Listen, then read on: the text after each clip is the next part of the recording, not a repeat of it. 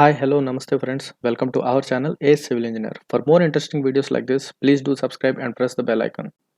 In this video, we are going to discuss about how to decide the depth of a shallow foundation for any given structure or a soil condition. So friends, basically the minimum depth of foundation is clearly mentioned in one of our Indian standard codes, that is which is IS 1080. So if you to see here, IS 1080 1985. So if you refer to this code, this states that the minimum depth of foundation is required to be equals to 500 mm. So but practically many of the people don't provide this 500 mm, because if you realistically imagine it itself, it looks to be very less. So what they generally provide is hardly they provide up to zero point 0.9 meters. So this 0.9 meters, friends, is basically for structures which are like many small residential structures which are of hardly a single story structure. So for such kind of structures, which they do provide a minimum foundation depth of zero point 0.9 meters. Of course, it depends on various aspects. So let us discuss that also. So on what things basically this depth of foundation depends. So here I have listed out. The first thing is the type of soil. So the type of soil means, for suppose if it is some black cotton soil, what happens, friends? Black cotton soil has a high expansion capacity, means when the moisture content increases to certain extent, the soil tries to expand. So in such case, what happens, your foundation is not supposed to be, or it is not good when it is within that region. So what we do, we try to put it more below, means in such cases even we go for under rimmed piles. That is the reason why we give those under rimmed piles. Similarly, if the soil is clay soil, we'll try to avoid that soil because it has high consolidation.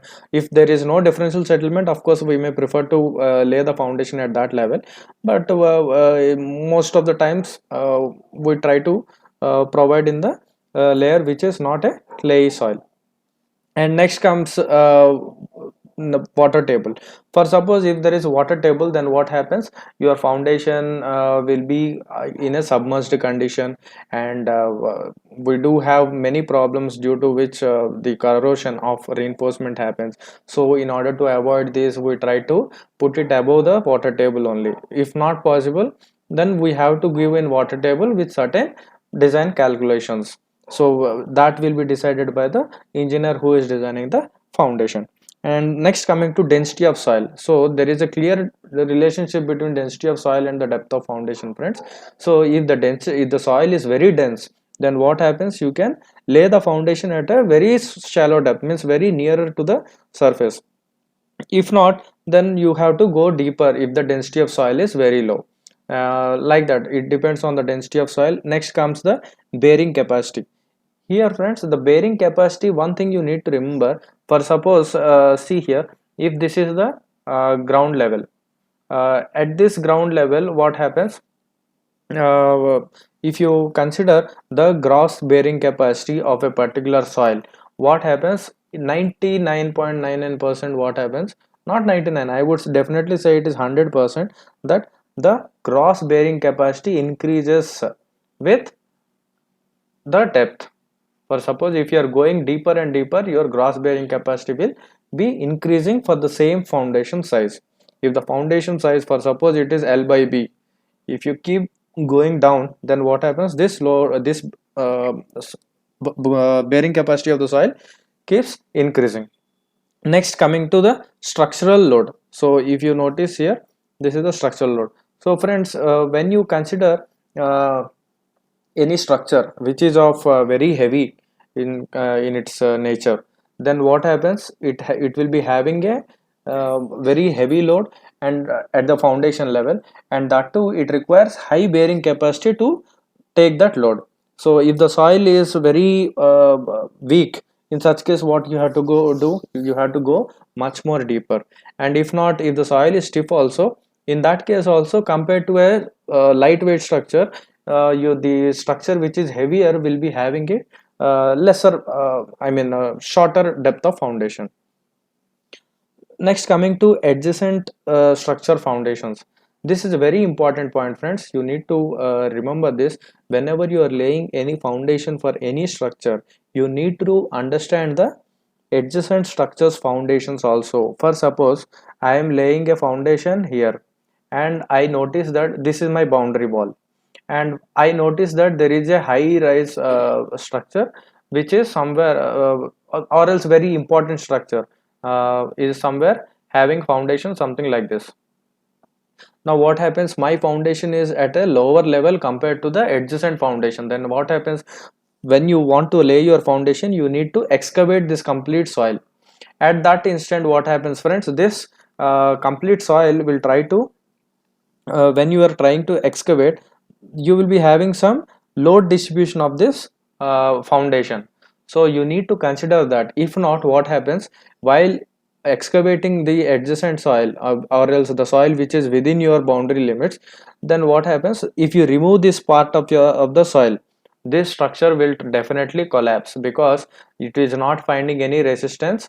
So all of a sudden it will try to collapse, and that may lead to some economical damage as well. So it is always better to avoid such situations. Next, coming to height of the structure. So for the height, if the height of a structure is very high, I mean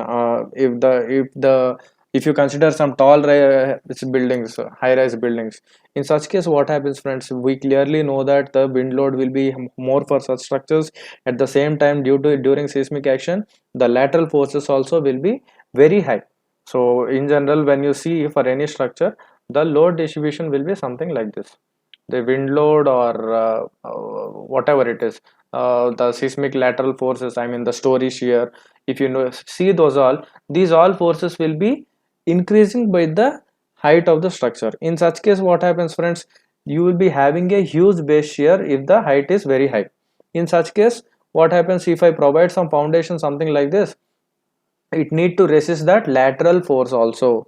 In order to resist the lateral force, it must be having enough depth of foundation so that this soil adjacent to it will be happily resisting that because of some passive earth pressure. This is the main thing, friends. And next, coming to possible increase of future expansion. So what is this, friends, possible increase of future expansion? For suppose possible increase of future expansion means, for if you are constructing some structure, now you may say that I will construct only a G+1 building, and later you will think that I can't spend more money to extend another story. So what you will do, you will construct this structure for one G+1, and later, after accumulating some amount or having some amount in future, once you get that amount, then you will try to increase the height of the structure, or you may try to increase the load of the structure by adding additional floors. In such case, what happens, you need to consider the height of the, I mean the depth of the foundation, considering what is the future height of the structure. So this margin need to be considered. So in order to consider that margin, you may need to go deeper inside the soil. So these are some points. And also we do have many things, friends, on which this depth of foundation depends basically. So even there are many settlement criteria, even you do have some soil shear criteria. So these all are many things. It is a vast topic. So just to sort it out, I have jotted down some important points and I tried to explain it to you. And also in general, well, if I speak to be more specific, for suppose if you are going for a 6-story building or more something like that, you may need to have to provide some depth of foundation to be minimum of 1.5 meters. And also it depends on what type of structure it is. If it is a water carrying structure, it will be having splashing effect and all, so that also will be uh, considered as one of the points on which this depth of foundation depends. So for water kind of water retaining structures or water tanks, we do provide a minimum depth of foundation to be 3 meters. So these are nowhere mentioned, or these are not nowhere provided as guidelines in any course, but these are based on experiences of many seniors or many engineers who have done many projects. So you need to understand this and try to incorporate as you need to make their experience as our learnings, so that we need not start from where they have started. So this is the main difference, friend.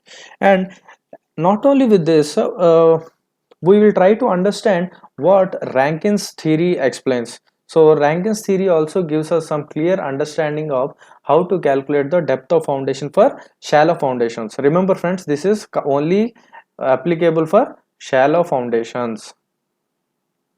Okay, that you need to remember very clearly. So friends, here H is the minimum depth of foundation, and the formula which is defined by Rankins is P by W into 1 minus sin phi by 1 plus sin phi whole square.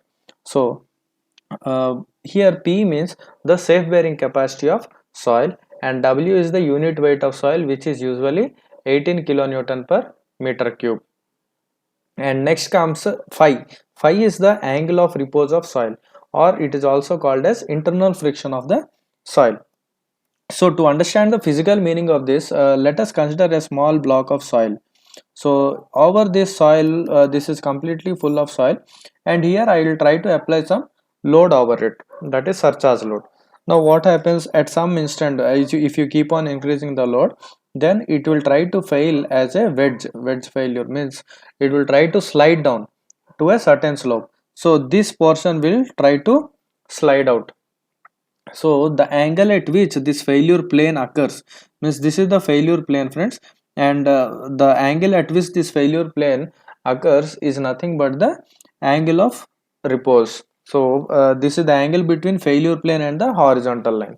So basically this phi value is it depends on the density of soil. Like for suppose if the soil is some sandy soil, so consider this is some sandy soil, then this phi value will be somewhat lesser than 30 degrees. And if you keep on increasing the density of soil, and if you make it a very dense soil, in such case it will be something more or less more than greater than or equals to 45 degrees. This you need to remember, friends. This is just a understanding how the angle of friction is.